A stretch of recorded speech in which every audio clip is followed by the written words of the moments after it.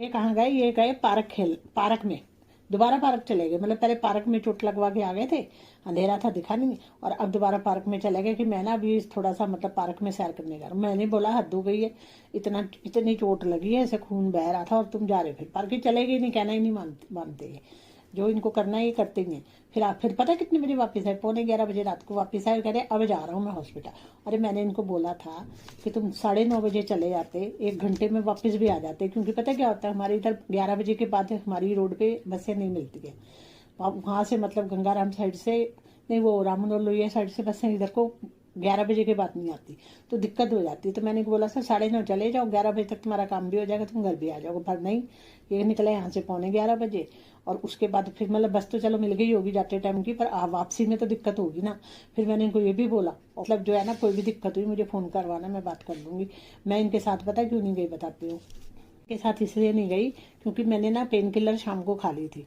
वो रात होते होते तक ऊपर से मैंने बाथरूम में वो प्लास्टिक की बाल्टी मग्गे सब ये धो रही थी, तो मेरी, और फिर हाँ पायदान भी धोए थे, 6 पायदान थे वो भी मैंने धोए थे। थोड़ी बहुत इनकी हेल्प भी ले ली थी, पर उसमें मेरे को मुड़ के ऐसे झुक के धोने पड़े ना, तो मेरे पीछे फिर मतलब वो दवाई का असर भी खत्म हो गया, और पीछे मेरी कमर अकड़ गई थी एकदम।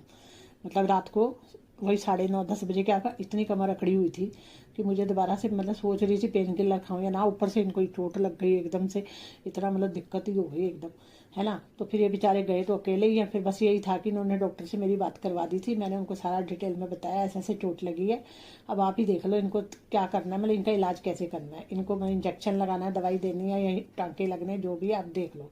मैंने उनको बोल दिया था। तो उसके बाद फिर डॉक्टर कहते ठीक है। तो उसके बाद फिर ये पता क्या, 12 बज गए, 12:15 तक घर नहीं आए। अब मेरे को पता इतनी चिंता हो गई कि एक तो इनको पहले ही चोट लगी हुई है, दूसरा अब कन्वेंस भी नहीं मिलनी।